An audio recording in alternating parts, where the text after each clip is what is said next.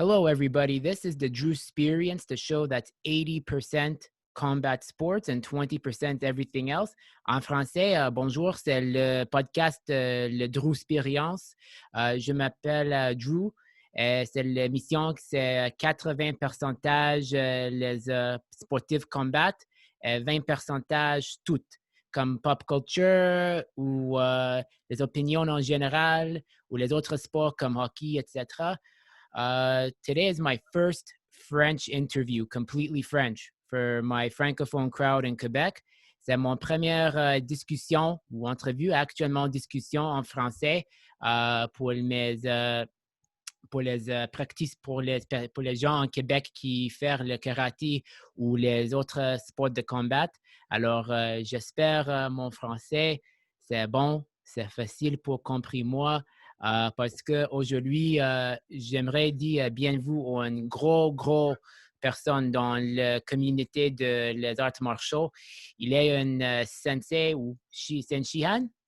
Ouais, Shihan. Oui. C'est un shihan de karaté Kyokushin. Aussi, il a fait le brésilien jiu-jitsu. C'est très rare cette combinaison. Un sensei ou shihan va faire après reçu une ceinture noire. J'aimerais dire bienvenue au shihan Jacques Dupont. Bonjour tout le monde. Merci à toi de m'avoir invité à ton émission. C'est ça pour moi, c'est un honneur et c'est un plaisir de te rencontrer. Comme tu disais, on a des amis en commun. Puis pour moi, c'est important de pouvoir le faire. C'est pas quelque chose que j'ai l'habitude de faire. Je suis pas à l'aise devant les caméras, mais je vais essayer de faire de mon mieux. Je pense que la caméra marche très bon. Ça, c'est le plus important. Alors, j'ai la question pour vous parce que vous êtes un homme très intéressant, comme nos amis mutuels mentionnent, comme Sensei Rousseau, mon entraîneur Mohamed Chik et Justine Mancini, parce que vous êtes très, très écharpe. Comment vous pensez? Alors, je vais demander cette question, Shian. Mon première question pour vous, dis-moi, pourquoi Karaté Kyokushin? Comment vous avez découvert ça? OK. Moi, c'est vraiment par hasard que j'ai découvert ça. J'étais à la recherche quand j'étais plus jeune de m'entraîner, de devenir quelqu'un. J'ai essayé un petit peu de sortir d'un milieu non conventionnel, dans le fond, et j'étais plus axé vers le mal, entre guillemets. Donc, je cherchais quelque chose qui me permettrait de un petit peu enlever mon énergie négative et de le mettre plus dans un positif. Puis j'ai fait des recherches, j'ai fait quelques judo, kickboxing. Puis un jour, je suis tombé dans une école de karaté Kyokushin, qui était dans le temps Saiko Karaté, qui était un style de karaté qui était une branche de Kyokushin, une branche de Oyama Karaté, dans le fond, de Shugoro Oyama à New York. Fait que c'était comme Psycho Karaté. J'ai commencé tranquillement avec ce style de karaté-là et j'ai tombé en amour avec parce que moi, j'étais quelqu'un qui aimait le combat. Et tranquillement, avec le temps puis avec l'âge aussi, mes priorités ont changé, mais c'était la raison pourquoi j'ai vraiment choisi le karaté Kyokushin. C'était la portion des combats qui me fascinait puis qui venait me chercher là, profondément. Très bon, très bon. Non, je pense que je peux d'accord avec la raison parce que des émotions négatives aussi, parce que j'étais dans le même bateau quand j'ai commencé. C'était une période difficile pour moi. Et après, j'ai découvert cette style de karaté aussi avec, parce que de l'acteur Dolph Lundgren dans Rocky IV, le réussite de Georges Saint-Pierre. J'ai dit, OK, je pense que c'est le temps pour enregistrer. Oui, tout le reste, c'est tout pour moi, pourquoi je commence. Ouais, c'est ça. C'est comme des fois, on se cherche, puis on a besoin de trouver une solution à nos problèmes. Moi, j'étais quelqu'un qui sortait beaucoup dans les bars, qui se promenait beaucoup, qui se battait, qui se tenait avec les mauvaises personnes. La journée où je me suis inscrit au dojo, ben, j'ai commencé à arrêter de sortir, à m'entraîner, puis à avoir des objectifs, des buts. Puis c'était clair, quand je me suis inscrit la première fois, j'allais devenir ceinture noire. C'était évident dans ma tête. I'm gonna be a black belt. Ça va prendre le temps que ça prendra, mais j'avais cet objectif-là. Puis je suis quelqu'un qui est très, on pourrait dire, là, focusé. Si j'ai quelque chose en tête, je vais le faire. Comme là, ma prochaine ceinture noire, ça sera une ceinture de Jiu-Jitsu brésilien. On ne sait pas quand, mais it doesn't matter. I'm going to be a black belt on Jiu-Jitsu Brazilian too. So it's in my mind. In my mind. C'est dans ma tête, fait que je vais comme tout faire pour arriver. Ça coûtera ce que ça coûtera. Là. Très bon. J'imagine, avez-vous voyagé au Japon? Oui, c'est sûr que les premiers temps, j'étais allé au Japon. Moi aussi, je viens de l'organisation d'André Gilbert. Donc, je suis venu de l'organisation de Chian André Coulombe au début. Après ça, je me suis en allé avec l'organisation de M. Gilbert. Je suis allé une fois sur l'ordre de M. Gilbert dans un camp Mitsumine. J'ai tombé en amour un petit peu avec le Japon, mais c'était difficile d'aller au Japon dans la Kyo1, beaucoup de monde, beaucoup d'organisations, beaucoup de pays. Quand on y allait, c'était pas nécessairement peut-être agréable comme expérience parce que on s'entraînait pas trop, juste un petit peu. Puis il y avait le championnat du monde qui était super intéressant. Mais c'est sûr qu'avec la quantité de personnes qu'il y avait au Japon, c'était difficile pour eux de pouvoir avoir des entraînements dans les dojos, ces choses-là. Fait que moi, c'était moins ça que je recherchais. Puis un jour, j'ai eu la chance de rencontrer mon maître qui est maintenant mon maître présent, qui est Shian Nishida, Yukio Nishida, qui est un des premiers élèves de Masuyama. J'ai eu la chance d'aller m'entraîner sur sa tutelle. Ça a été vraiment comme une apparition. Je suis arrivé là, on était dans le dojo, c'est une petite organisation. Moi, je suis dans le Seibukai Kyokushin. C'est une petite organisation et c'est une organisation où il n'y a pas beaucoup de monde. Fait que moi, quand je vais m'entraîner avec Nishida Shian, on est vraiment comme une vingtaine, puis c'est tout. Fait que l'enseignement, il est très là. Fait que oui, j'ai peut-être une cinquantaine de voyages au Japon là, en ce moment, là, depuis que j'étais avec Nishida. Oui. C'est ma deuxième maison, le Japon.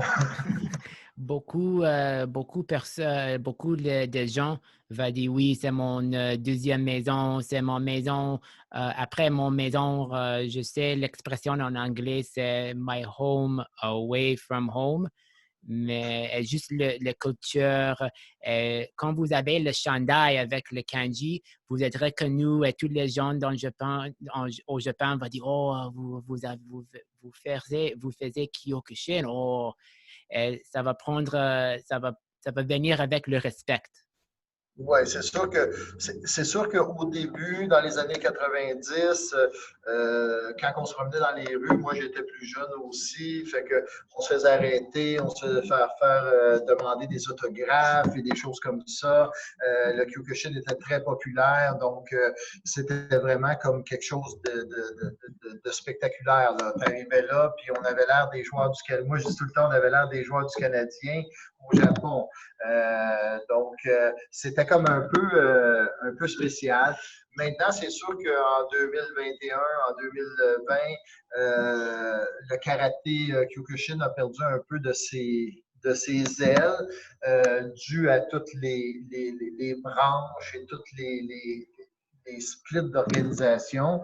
Fait que ça fait que les Japonais sont un petit peu moins au courant des organisations Kyokushin. Puis c'est pour ça qu'il faut aussi se mettre tout ensemble au Québec, puis être capable de travailler ensemble, puis de faire quelque chose de bien, parce que sinon, tranquillement, on dirait que ça s'effrite tranquillement, là, même au Japon.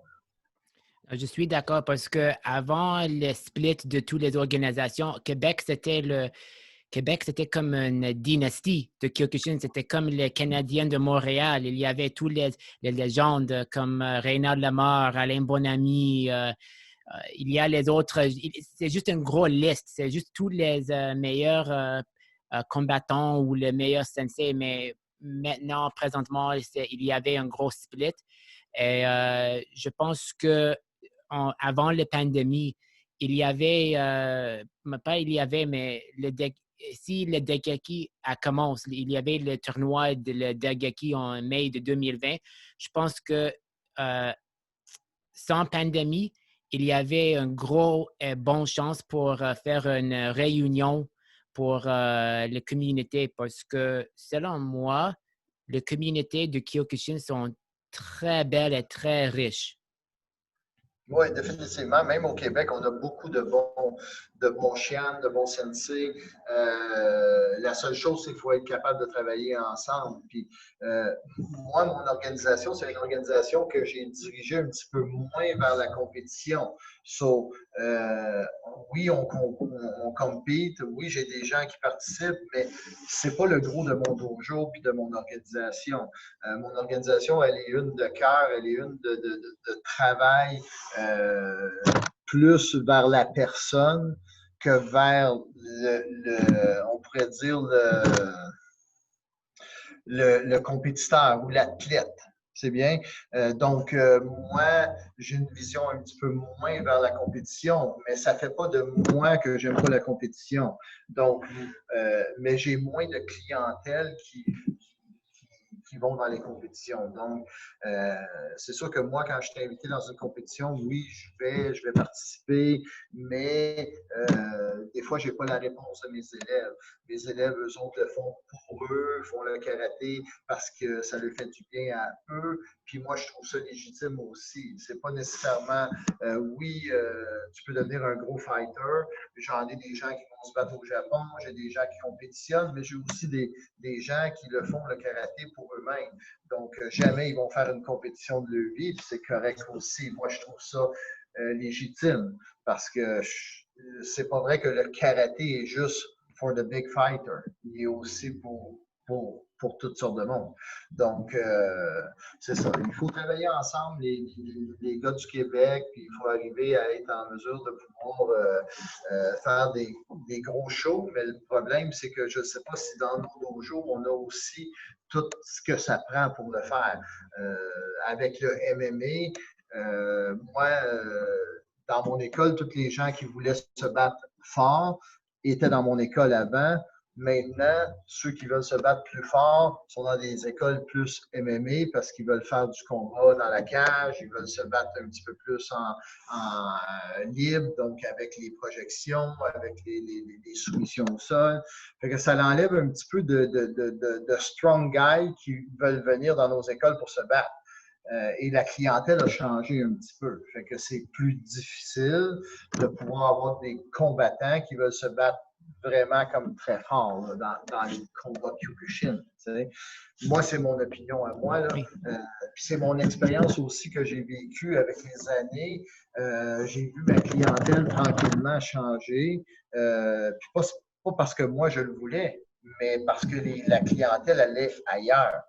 Et c'est dommage parce que dans le fond, notre style de combat est très puissant, mais les gens ne le voient pas. Les gens vont faire du Muay Thai maintenant parce que le Muay Thai, c'est bon, mais le Kyokushin est aussi bon que le Muay Thai, là, dans mon avis à moi. Là. Je suis un peu en anglais biased, biased. Euh, biased. C'est merci pour Google Translation. Je sais que c'est mauvais, mais c'est pourquoi. Ma femme m'a dit parle pas en anglais. Biaisé. Biaisé. Biaisé. Comment? Biaisé. Biaisé. Oui. Biaisé. Je suis un peu biaisé, oui.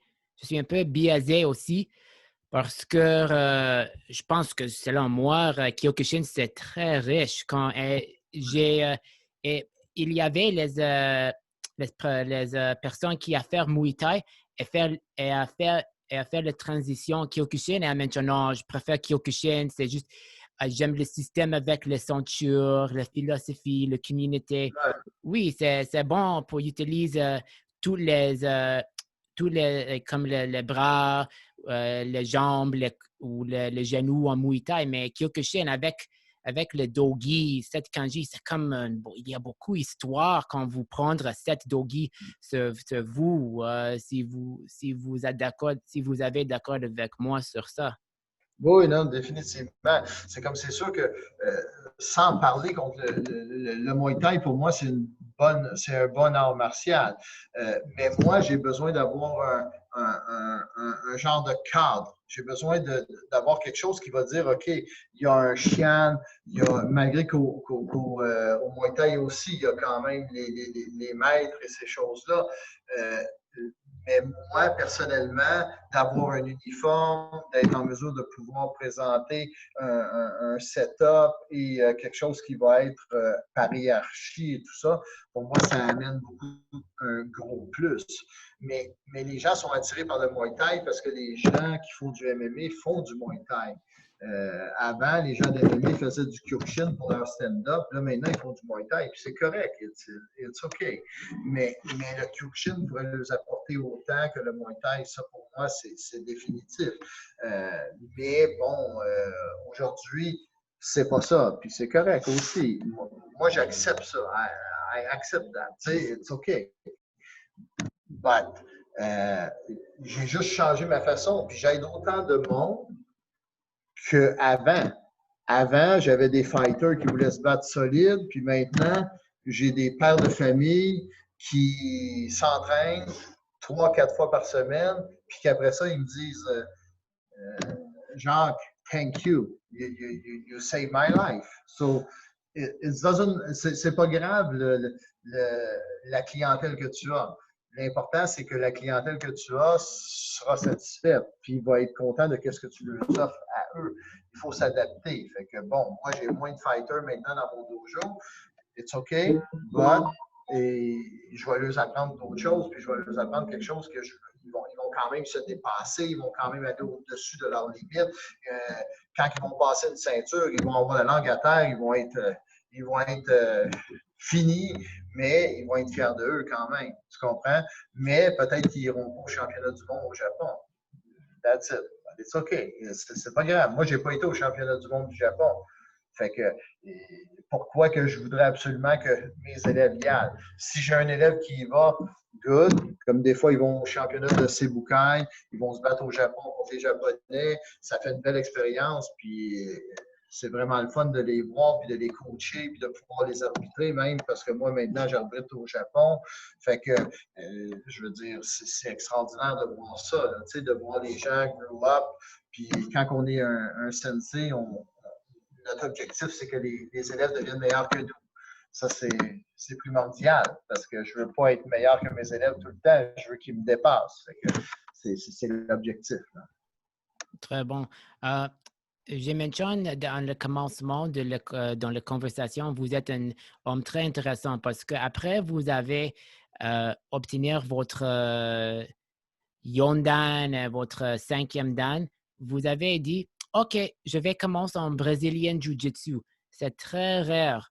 Un maître en les arts martiaux va faire un change pour ajouter une deuxième discipline. Comment vous avez fait cette décision pour faire Jiu-Jitsu? OK. Premièrement, moi, j'ai 55 ans. OK? J'étais à la recherche de quelque chose qui serait différent de ce que je fais à tous les jours. Moi, mon travail, c'est le Kyokushin, c'est le karaté. Je travaille mes katas tous les jours, je m'entraîne. Mes articulations, mes genoux sont opérés, mes épaules sont opérées. Les douleurs d'entraînement sont difficiles sur des sacs de sable. Je continue quand même à le faire, mais des fois, j'ai plus de difficultés. Là, maintenant, avec la musculation, ça va mieux. Les blessures sont moins là. Mais au début, quand j'ai embarqué dans le Jiu-Jitsu, c'était un petit peu pour trouver un moyen de trouver ce que le Kyokushin m'apportait dans le spirit du Budo. Et j'ai je me suis lancé dans le jiu-jitsu brésilien, qui est un art martial très difficile, très dur, très tough.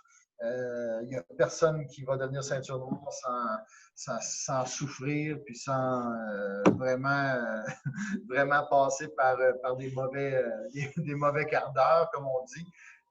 Fait que j'ai décidé d'embarquer dans le jiu-jitsu brésilien pour cette raison-là, pour me donner ce que j'avais pu au Kyokushin. Parce que c'est sûr que je fais encore des combats avec mes élèves, je fais encore du kumite, mais je fais plus de compétition. J'ai plus ce déclic dans mon cerveau qui fait que I want to fight. So, en m'inscrivant au jiu-jitsu brésilien, ça l'a refait revivre ça. Sauf qu'il y a eu plein d'ajustements à faire. Parce que c'est sûr que quand tu arrives dans un autre art martial, puis que toi, tu es un sensei ou un shian, tu es toujours en avant, tu as toujours le mot à dire, tu es toujours comme dans une position où ce que tu es le regard de tout le monde. Et maintenant, je suis dans la ligne du jiu-jitsu brésilien un simple élève. Tu comprends? Donc, je me dois de mettre un petit peu d'humilité dans mon moi-même, puis de dire, OK, on recommence à zéro. On met une ceinture blanche, puis on recommence. Puis, tranquillement, avec le temps, là, maintenant, je suis rendu ceinture mauve en jiu-jitsu brésilien. Tranquillement, je me suis adapté à leur façon de faire qui est différente du karaté Kyokushin, parce que le karaté Kyokushin, c'est très japonais, donc c'est très protocolaire, c'est les housses, puis c'est très directif, très t'arrives pas en retard, you finish the class at the time, you don't go away.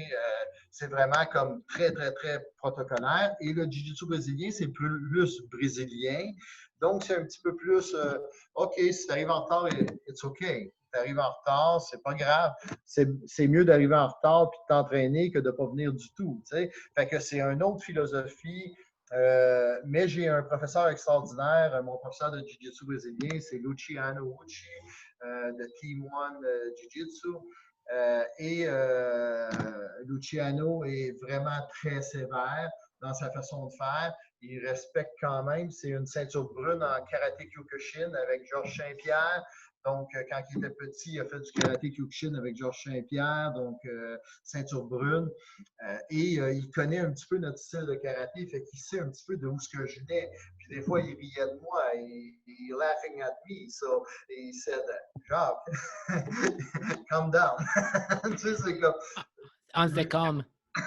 Yeah. Puis en jiu-jitsu brésilien, si t'es pas calme, ben t'écrases les autres, tu fais mal aux autres, you don't have fun. Tu sais, t'as pas de plaisir. Fait que j'ai appris tranquillement à essayer de dealer avec ça, puis de mettre mon poste de chian dans mon dojo et de me retrouver comme un otagai dans le dojo de mon sensei de jiu-jitsu brésilien. Mais c'est pas toujours facile, je dois t'avouer. C'est spécial, mais en jiu-jitsu brésilien, que j'ai Ça, ça a coupé un peu sur votre côté. qualité incroyable. Qu'elle vous avait dit, parce qu'il y avait un coupé en réception un peu. Si vous pouvez juste répéter le dernière phrase, parce que ça coupait sur mon côté un peu.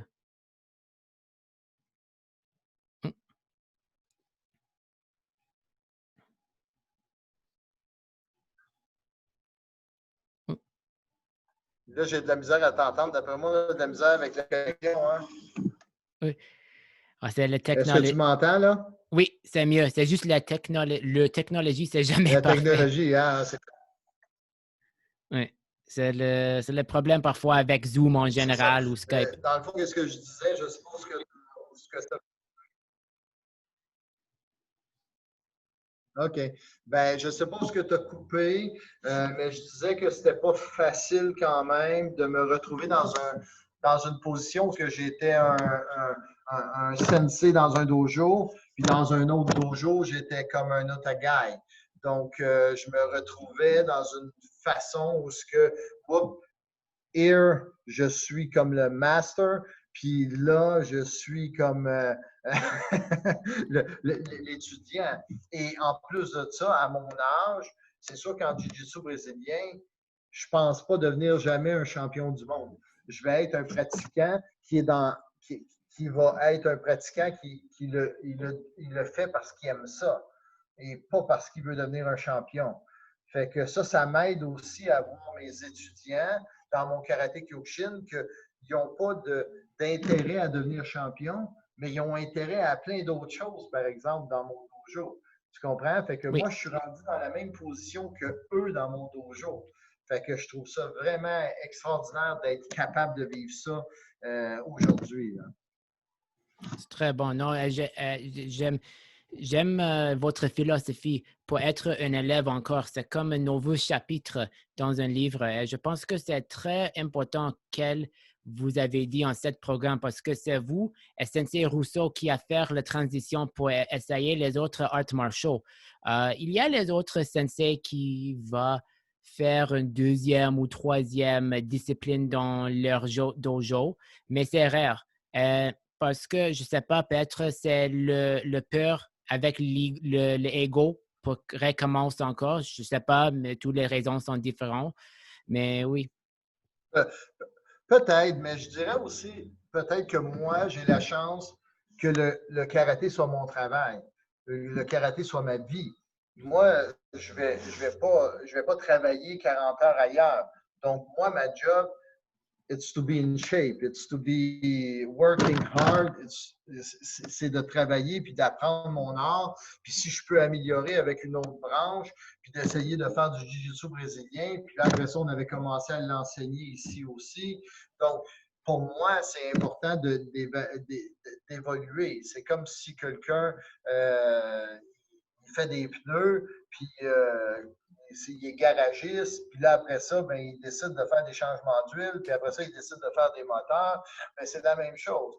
Moi, je fais du karaté Kyokushin, oui, j'aime ça, mais bon, avec le MMA, le jiu-jitsu brésilien aussi est vraiment populaire et moi, ça m'attirait, pourquoi pas aller l'apprendre?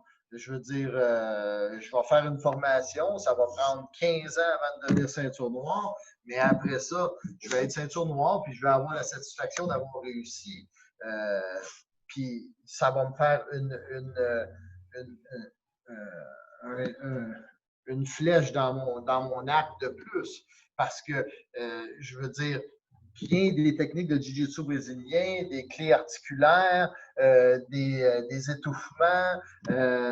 Tout ça est relié aussi dans le karaté Kyokushin parce que quand je me suis retrouvé au sol dans les combats de jiu-jitsu brésilien, j'ai remarqué que j'avais beaucoup de lacunes puis que les petits, même beaucoup plus légers que moi, me soumissionnaient facilement. Et moi, j'avais juste dans l'idée de vouloir les frapper, mais on n'a pas le droit. Donc, il faut trouver une autre solution. Mais là, ils sont en train de me donner les autres solutions. Fait que pourquoi me limiter à ça? Les autres sensei qui ne le font pas, c'est correct aussi parce que des fois, on a une passion dans la vie, puis des fois, il y a des gens qui en ont plusieurs. Moi, je suis quelqu'un qui va aimer beaucoup apprendre, beaucoup aller plus loin. C'est pas pour rien que je suis allé souvent au Japon. J'aime apprendre. Moi, je voulais pas avoir un professeur qui me signait des certificats de ceinture noire et qui m'envoyait ça par la malle. Moi, Nishida Shian, je dois mes ceintures noires. When I pass some black belt, il ne veut pas me les envoyer par la malle. Je dois aller m'entraîner chez lui pour pouvoir obtenir les ceintures de mes étudiants, pour pouvoir les ramener au Japon, au Canada. Donc, c'est moi qui vais au Japon pour pouvoir ramener les ceintures noires, pour pouvoir les remettre à mes étudiants. Et Nishida m'a dit, si moi, je ne te vois jamais travailler ton karaté, je ne suis pas capable de signer les élèves que tu passes ceinture noire. Donc, il veut que j'aille m'entraîner chez lui. Puis une fois qu'il voit ce que moi je fais sur le tatami, il peut se permettre de certifier mes ceintures.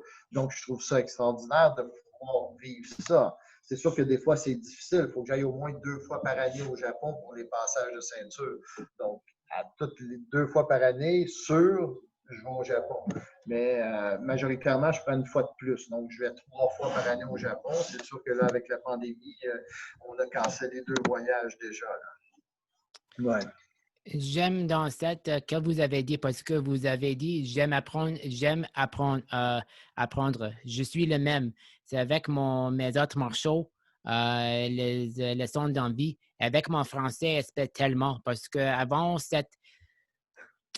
vous êtes le premier invité francophone. J'aimerais dire mon histoire parce que je travaille en télécommunication où le français c'est obligatoire, pas tellement au Québec. Et j'aimerais être bilingue. C'est mon but, c'est être bilingue.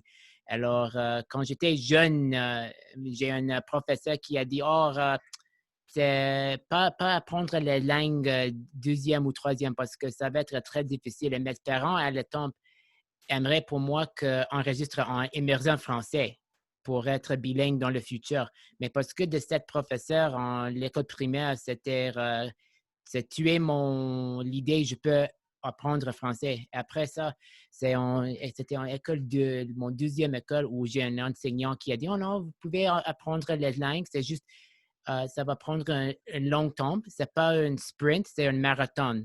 C'est parce que, oui, et après l'université, j'ai dit, je n'ai pas besoin d'améliorer. Mais actuellement, j'aimerais rester en Québec. J'adore les provinces, j'adore les gens, la culture.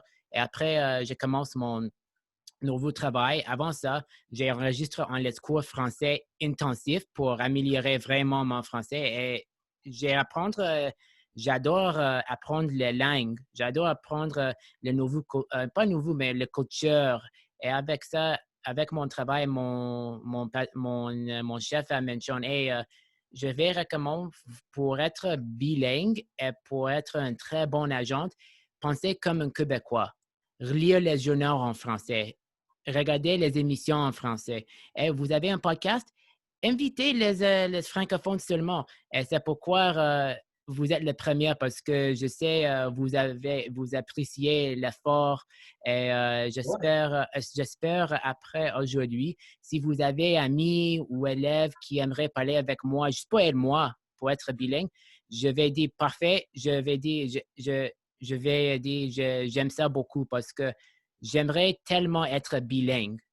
Quand j'ai un but, je suis les personnes typiques qui est très concentrée constamment. Il y Ouais. a les défis, mais c'est comme avec vous, avec les Jiu-Jitsu, Un c'était un mission. but, Une mission. une mission. Une mission. Mission, oui. Ouais, ben, écoute, tu fais très bien ça, OK?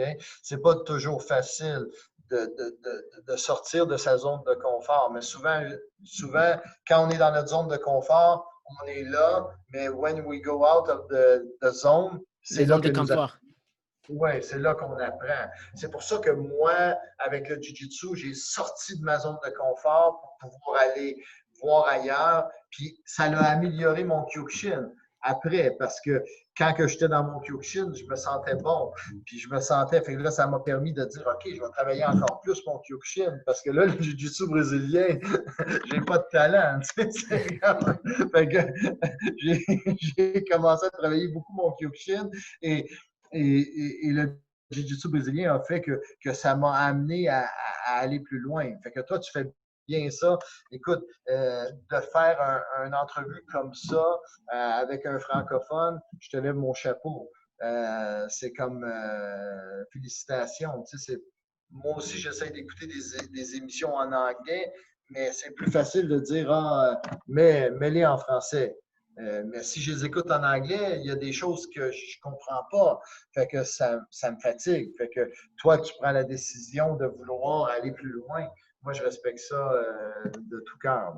Vraiment. Merci, merci. J'espère tous les personnes qui vont écouter ou regardent cette conversation après aujourd'hui, j'espère si vous aimeriez parler avec moi en français, je ne suis pas pratique, je suis toujours ouverte. Je suis toujours vite parce que si je suis constamment, c'est comme l'exercice pour les muscles. Vous devez faire l'exercice parce que mon entraîneur, pas mon entraîneur, mais mon professeur dans mes cours intensifs a mentionné, OK, vous êtes fini, mais c'est pas fini parce que le chemin vrai va commencer. Vous devez pratiquer chaque jour pour garder toutes les habitudes que vous avez à apprendre, tous les mots, tous les grammaires. La grammaire va venir plus lente, c'est très normal, mais les mots, il y a beaucoup de mots aussi qui sont les mêmes comme en anglais ou espagnol ou italien. Juste penser comme ça. C'est une philosophie que j'ai commence et avec mon travail, je pense que je suis plus confortable pour parler en français. Je sais, il y a les gens qui sont frustrés avec comment je parlais, avec mon accent ou comment parfois je vais parler rapidement. Mais la majorité de la temps, je vais dire, il y a une différence avec le francophone québécois contre France parce que le Québécois apprécie l'effort et va être vous toujours. Euh, parfois, les francophones de France sont plus stricts parce que le français de France, c'est très différent. Vous pouvez d'accord avec ça? Oui. Non, c'est sûr que moi, ton accent ne me dérange pas. Tu comprends? Du moment où ce que toi, tu essaies, pour moi, ça fait l'affaire. C'est it's fine. OK? Fait que moi, ton accent, je ne l'entends même pas. Moi, l'important, c'est que je comprenne ce que tu dis. Puis une fois que je comprends ce que tu dis, it's OK.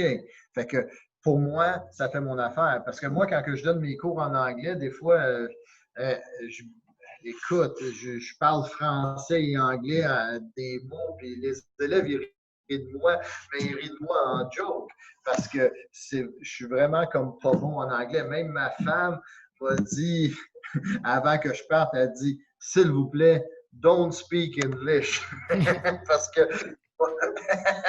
ça va pas être facile à comprendre. Là. Fait que c'est juste drôle. Mais moi, j'aime mieux quelqu'un qui essaie que quelqu'un qui essaie pas. Fait que ta valeur, elle est très grande. Puis les gens, quand ils vont écouter le podcast, s'ils l'écoutent, ils vont le voir. Ils vont voir ton honnêteté puis ta façon de dire, OK, ben moi, je me mets à nu. Moi, je suis un Anglais, je parle pas français, puis là, aujourd'hui, j'essaie, avec tout l'amour que j'ai pour le Kyokushin, de parler en français avec un professeur de Kyokushin. Donc, écoute, félicitations, parce que moi, je ne l'aurais peut-être pas fait. Regarde, je ne l'ai pas fait en anglais, l'entrevue, parce que je n'aurais pas été capable de le faire. Fait que, tout l'étoile vient à toi. Là. Merci. Non, j'appréciais le soutien beaucoup, beaucoup parce que vous savez, mon entraîneur, vous savez, mes amis Junior Rousseau, Justin Mancini, et, très bons gens dans la communauté. Ils sont les exemples pourquoi la communauté de Kyokushin sont très riches et belles. Et je me souviens, il y avait une nouvelle où un membre de mon famille est malade terminal. Et après, j'ai mentionné ça avec une personne, trois personnes à un message. Moi, hey, si vous aimeriez l'aide ou vous avez besoin pour parler, juste un message ou appelle-moi. Je suis toujours ici. Je sais que c'est très difficile cette temps maintenant. Juste, savez, vous n'êtes pas seul. Vous n'êtes pas seul. Vous avez toujours nous pour parler avec. C'est pourquoi je fais cette podcast parce que si vous êtes en Québec, si vous êtes en France, si vous êtes dans les États-Unis ou les autres provinces du Canada, j'aimerais prendre les éducations. Kyokushin, c'est un art martial très riche. Et c'est le temps pour faire la modernisation, pour montrer le monde. Nous sommes ici, nous sommes un art martial fort, mais aussi très belle avec la communauté. Oui, non, c'est sûr. Comme je te dis, au Québec, on a plein de chiennes. Là, on a des grands chiennes comme M. Gilbert, qui est comme un icône du karaté Kyokushin. Puis là, on commence à avoir toute la deuxième génération qui se propage un petit peu. Et je ne veux pas nommer personne parce qu'il y en a tellement que je ne veux pas oublier personne. M. Gilbert, on peut le nommer parce que tout le monde sait qu'on un petit peu, on vient de lui d'une certaine façon. Mais bon, il y a plein de chiens de tous les qui sont en train de faire leur place. Fait que notre communauté, elle est très forte, ça c'est sûr. Et moi, j'entretiens des liens avec beaucoup d'autres organisations. Moi, je suis dans l'organisation Seibukai Kyokushin. Je suis le représentant du Seibukai Kyokushin au Canada. J'ai un dojo qui est dirigé par Sensei Mario Poupard à Saint-Jean-sur-Richelieu. Il y a un dojo qui est à Regina-Sultan à Montréal. Il y en a un autre à Blainville par Sensei Antoine Giasson. Après ça, j'en ai un à Saint-Eustache qui est dirigé par Sensei Sylvain Liling. Fait qu'on est comme un petit groupe, mais on est prêt à travailler avec tout le monde. J'ai malheureusement perdu un dojo à Sainte-Thérèse pendant la pandémie. Ça aussi, ça fait partie de la réalité d'aujourd'hui. C'est pas facile pour personne. Tous les dojos ont un petit peu un genre d'inquiétude de qu'est-ce qui va arriver, comment ça va aller. Et c'est stressant beaucoup pour les propriétaires de dojos. Moi, je peux leur donner un message. Lâchez pas la gang. On continue quand même. On essaye d'aller le plus loin qu'on peut. Moi, en tout cas, il n'est pas question que j'abandonne. Je veux rester ouvert, je veux rester positif. Donc, on fait des cours Zoom, on implique notre communauté, on essaie d'être actif. Moi, j'essaie de prendre soin de moi pour que quand on va réouvrir puis donner des cours, I have to be in shape. So, je dois être en forme. Je ne peux pas être 2 ans ou 1 an et demi sans rien faire, puis après ça, arriver devant mes élèves puis dire hey, qu'est-ce que vous faites? T'sais? Puis moi, je suis pas en forme. Fait que moi, mon objectif, c'est de prendre soin de moi pendant le temps qu'on est fermé pour arriver à notre réouverture puis qu'on soit top shape. That's it. Fait que Très tout le bon. monde continue à travailler. Là. Les autres organisations, les autres dojos du Québec, on doit avoir une structure forte parce que si on veut avoir des compétitions, si on veut avoir des regroupements, des cliniques, des échanges de techniques, on doit rester en vie, c'est sûr. Bien sûr. Une question pour vous, parce qu'avec avec la situation maintenant, c'est très triste. Je suis une personne, je suis un avocat, pas un avocat vrai, mais je suis une personne qui va dire le gym et le dojo doit rester ouvert parce que le vrai pandémie, oui, le virus existe. Je n'ai peur, je sais, il y a un virus, mais c'est un peu fort. C'est pas fort parce que on dit en français, mais c'est juste, c'est une situation sensitive parce que la vraie pandémie, c'est le crise dans la santé mentale. Parce que dans mon travail, j'ai un client, c'est une histoire triste. Je mentionne toujours avec mes invités anglophones. J'ai un policier, j'ai parlé avec en Sept-Îles pour acheter un produit nous avons. J'ai mentionné comment c'est la situation en Sept-Îles. C'est le mot de lui. C'est un quote, il a dit c'est très mauvais. Il y avait un temps pour suicide peut-être une fois par mois, mais la semaine dernière, il y avait 5 appels où j'ai arrêté un attempt de suicide. Et c'est pourquoi j'aimerais dire, et j'espère avec cette podcast, j'aimerais donner le voix pour les patrons d'un gym et dojo comme vous pour dire à la première, hey, le gym doit rester ouvert. Oui, nous avons fait les règles.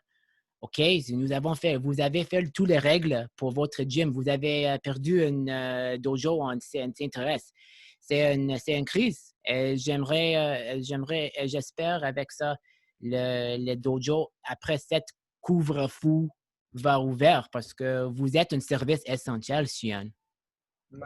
C'est sûr que oui, moi je considère que la pandémie va se terminer avec l'activité physique et les gens en forme.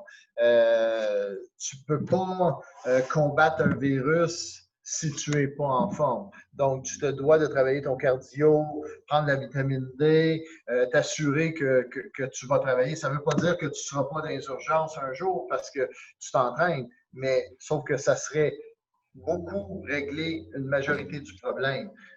Donc, oui, vivement les dojos, la réouverture. Sauf que, par exemple, il ne faut pas oublier que moi, on est fermé, puis je n'ai pas arrêté de m'entraîner. Puis si tu regardes Sensei Rosso, si tu regardes plein d'autres sensei, oui, on a des façons de faire. Moi, je fais des zooms. À mon dojo de Laval, j'ai 250 étudiants avant la pandémie, 280 avant la pandémie. Maintenant, il me reste 90 élèves qui font les zooms. OK? So, où est-ce qu'ils sont les autres? OK, j'aime pas le Zoom, j'aime pas. Non, mais c'est quoi que t'aimes? T'aimes mieux t'asseoir sur ton divan puis regarder Netflix? Non. Connecte-toi sur Zoom, fais 1 heure de karaté, puis après ça, écoute tes émissions. That's it. T'as le choix. Ou t'as le choix de dire, ah, il y en a qui m'appellent. Hey, Jacques, j'ai hâte que ça recommence. Ah oui? Ah, pas moi. Hein, comment ça? Ben parce que j'ai jamais arrêté. I never quit. C'est le temps de recommencer. Arrête de te donner des excuses. Moi, je me dis, aujourd'hui, c'est quoi la solution? Les dojos sont fermés. So, connecte-toi avec ton sensei. Tous les gens des autres organisations, là, ton sensei fait sûrement des zooms. Connecte-toi avec ton sensei. Va faire des zooms. Va t'entraîner. Arrête de te donner des excuses. Puis arrête de dire, oui, mais j'ai hâte de recommencer au dojo. Moi aussi, j'ai hâte de recommencer au dojo. Mais on ne peut pas. We can do it. So, train d'une autre façon. That's it. So, si mon message serait dirigé vers mes étudiants, je vais le faire dans toutes les organisations, mais j'aimerais ça dire à mes autres étudiants qui ne sont pas là, là, mes ceintures noires qui ne viennent pas au cours Zoom parce que, ah non, cours Zoom. Ouais, mais cours Zoom is better than nothing. Tu sais, c'est comme, c'est mieux que rien. Fait que, vas-y, go. Puis après ça, tu vas te dire, quand on va revenir, ça va être beaucoup moins dur. Parce que combien d'élèves vont arriver et dire, oh, moi, là, ça fait 1 an que je suis chez moi, que oh, je ne vais pas au dojo. Ils vont pogner, en français, on dit, ils vont pogner la chienne. Ils vont avoir de la misère à venir s'entraîner. Ils vont avoir de la misère à dire, OK, on reprend la routine. Fait que c'est pour ça que moi, à tous les matins, j'arrive à 8 heures, je suis au dojo, je fais mon petit ménage, je m'entraîne. Après ça, je fais mes cours dans les garderies. Je vais encore dans les garderies parce que c'est comme des zones scolaires, fait que c'est des bulles. Fait que je peux donner les cours dans les garderies. Après ça, je retourne, je viens m'entraîner, faire ma musculation. Puis, je donne mes cours le soir de Zoom. Je suis toujours au dojo. Même la police, elle vient me voir. Hey, qu'est-ce que tu fais? Pourquoi tu es au dojo? Tu n'as pas là de donner de cours. Non, non, ben, c'est mon commerce. Moi, je viens donner des Zooms. Je m'entraîne. Il n'est pas question que je brise ma routine parce que sinon, je vais tomber dans une dépression. So, I cannot do it. Il faut que je reste actif. Parce qu'en tant que professeur de karaté, je me dois de donner l'exemple. Puis je dois dire à mes membres, regarde, là, you have to do it. Parce que sinon, après ça, tu ne le feras plus. Puis c'est plate parce qu'il y a des gens qui étaient rendus dans une situation où leur entraînement était bien, ils avaient repris de la santé, ils avaient perdu du poids. Puis c'est ça qu'on ne veut pas que ça redevienne incontrôlable. Fait que, s'il vous plaît, tous les membres de Karaté Kyokushin, de toutes les organisations confondues, allez voir vos sensei, allez vous inscrire dans les cours Zoom, puis entraînez-vous. Laissez faire la pandémie. C'est ça. J'ai une question pour vous, mais ce n'est pas avec le sujet de les arts martiaux. Votre barbe, votre barbe, c'était très fou. Combien de temps, est-ce que c'est difficile pour prendre soin de ça? Oui, ben c'est sûr qu'à tous les jours, je la lave 2 fois par jour, quasiment, parce que je m'entraîne. Il faut la brosser, il faut la peigner, il faut être en mesure de pouvoir l'étirer. Donc, oui, c'est une grosse job, mais C'est ça, moi j'ai laissé pousser ça, puis j'aime ça. Quand je vais au Japon, je suis reconnu partout à travers le Japon parce que des barbus comme ça, il n'y en a pas beaucoup. Au Japon, je vais toujours à Hirasuka, puis tout le monde me reconnaît, tout le monde sait je suis qui parce que je suis le barbu canadien. Ils m'appellent de Canadian Polar Bear. Vous avez le barbe d'un Viking. C'est comme, oui, c'est un Viking. Ou, oui, une Viking. Oui, c'est un vrai Viking. Alors, je sais, le temple c'est serré pour cette occasion. Mais j'aimerais demander si les personnes partout au Québec ou en général aimeraient connecter avec vous, quels sont vos médias sociaux pour connecter avec vous? Ouais, j'ai juste mon Facebook. Moi, je ne suis pas beaucoup réseaux sociaux. Comme je te dis, je ne suis pas très technologique. J'ai mon Facebook, j'ai mon site web, www.karatédupont.com. Ils peuvent toujours m'envoyer un email, ils peuvent toujours me parler.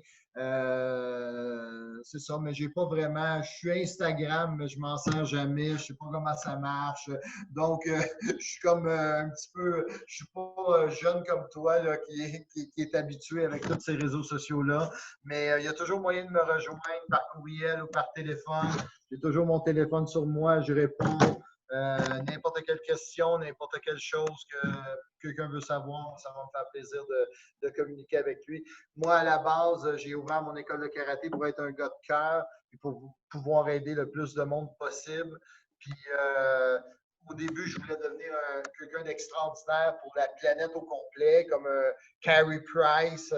Je voulais être populaire comme lui, d'une certaine façon. Puis, un moment donné, je me suis rendu compte que juste d'être quelqu'un de spécial pour quelques personnes, pour moi, ça me remplit amplement. Puis, j'ai pas besoin d'être le champion du monde ou bien le Carey Price du Canadien pour être bien dans ma peau. Donc, moi, je suis ouvert, j'ouvre mon cœur à tout le monde. Puis ceux qui veulent venir me parler, ben, ça va me faire plaisir. Parfait. Je voudrais dire merci beaucoup, beaucoup pour venir sur mon podcast, pour votre patience et appréciation, pour encourager moi pour parler seulement en français. J'espère tout le monde après aujourd'hui va aimer cette podcast. Et si vous êtes un élève de Chien Dupont, vous aimeriez parler avec moi en français seulement pour les sportifs ou en général, j'aimerais toujours parler pour améliorer. Juste message moi sur Facebook, Drew Michaels, parce qu'en français, c'est Michaels, mais actuellement, c'est Michaels, parce que oui, c'est anglophone, mais j'aimerais toujours améliorer mon français. Et si vous aimeriez venir encore, le poste est toujours ouvert chez Anne Dupont. Ah, super, tu es bien gentil. Puis moi, je vais en profiter, par exemple, pour remercier tous mes élèves pendant la pandémie qui continuent à s'entraîner, qui continuent à supporter le dojo. C'est un peu à cause de eux qu'on peut rester ouvert. Et te remercier toi aussi de m'avoir invité à ce podcast-là. Moi, c'était une première expérience pour moi. Moi, les podcasts, c'est comme du popcorn. J'en mange pas d'habitude. Mais merci de m'avoir invité. Puis c'est ça. Dire merci à tout le monde. Puis aussi bonne chance à tous les sensei, les chiens du Québec. Puis de l'étranger aussi, parce que la pandémie, elle est internationale. Donc, tous les gens de tous les pays à travers le monde, on vit une passe très dure, mais on va être en mesure de pouvoir sortir encore plus grand de tout ça. Nothing happens for nothing. C'est vrai, c'est vrai. OK, cette émission va être sur iTunes, YouTube et Spotify, peut-être demain ou le fin de semaine.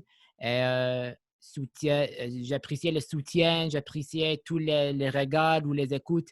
C'est pourquoi j'adore ce projet. J'adore les autres marchés. C'est bien. Bonne fin de journée, Drew, puis thank you to have me on your show. C'était ma plaisir. Ocean. Have a nice day. Oh, good night.